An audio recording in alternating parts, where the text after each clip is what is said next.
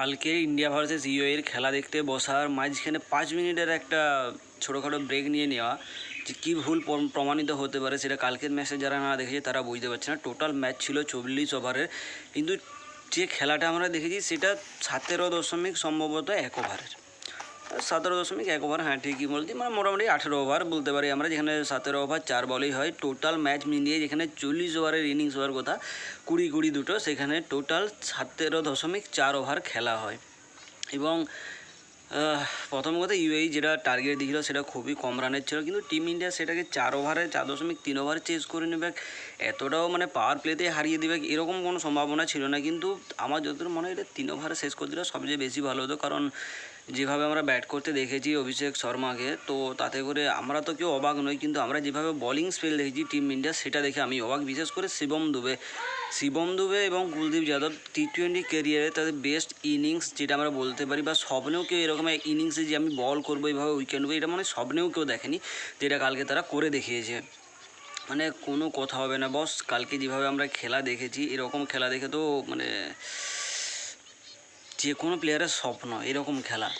তার আগে ম্যাচের স্কোর কার্ড বলে রাখা ভালো। ইউএই কাল সূর্যকুমার যাদব টসে জিতে ইউএইকে বলে তোমরা ব্যাট করো, আমরা চেস করবো। সেখানে ইউএই 57 রান করে 13.1 ওভারে 10 উইকেট হারিয়ে, যেখানে আলিসান সারাফু 22, মোহাম্মদ ওয়াসিম 19, বাস ইউএই তরফ থেকে এইটাই সর্বোচ্চ স্কোর ছিল এবং সেই ফার্স্ট এবং সেকেন্ড সর্বোচ্চ স্কোর। অপর দিক থেকে কুলদীপ যাদব 2.1 ওভারে 4 উইকেট নেয় 7 রান দিয়ে।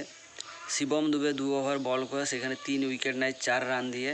বাকি বাদ বরুণ চক্রবর্তী 1, জাসপ্রীত বুমরা 1।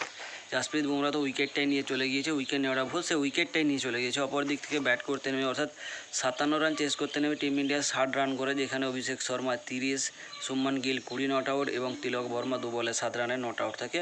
অপরদিকে জুনেদ সিদ্দিক 1 উইকেট নেয়, যেটা অভিষেক শর্মা ছিল। তো এর পরবর্তী আমাদের যে ডিসকাশন রয়েছে সেটা আমাদের পরবর্তী ম্যাচে রয়েছে 14 তারিখ পাকিস্তানের এগেনস্টে। তো ভাই ডর কা মহল এরকম তো বলা উচিত না, কারণ পাকিস্তানকে কী ভয় খাওয়ানো, তারা তো এমনিতেই ভয় খেয়ে থাকে। তাই যাই হোক, তারা প্রত্যেকবারই এসে নতুন কোনো চ্যালেঞ্জ নিয়ে টিম ইন্ডিয়াকে আমরা মেরে দেবো, মানে টিম ইন্ডিয়ার বোলারদেরকে আমরা দেখে নেব। আমাদের প্লেয়াররা বুমরাকে 6 মারার জন্য রেডি হয়ে আছে, কিন্তু at the end of the day কী হয় আমরা সকলেই জানি, আমরা সকলে তা ছোটো থেকেই দেখে আসছি। তো যাই হোক, নিজেদের টিম নিয়ে অতি গর্ব করা উচিত না, কারণ আমাদের টিম আরও ভালো খেলুক এটা আমরা চাই। তো কালকে যে ম্যাচ হয়েছে 5 মিনিটে যে ব্রেক ছিল সেই ব্রেকটা অনেকটাই ভুল, কারণ টিম ইন্ডিয়া সেকেন্ড ইনিংসে আমাকে ব্যাট দেখতে হয়নি, কারণ যে ব্রেকটা আমি নিয়েছি সেই ব্রেকের মধ্যে অভিষেক শর্মা, তিলক বর্মা এবং শুভমান গিল 3জন মিলে এসে রান করে ম্যাচ জিতিয়ে দিয়ে চলে যায়। বাকি বাদ যেটা দেখতে হয় সেটা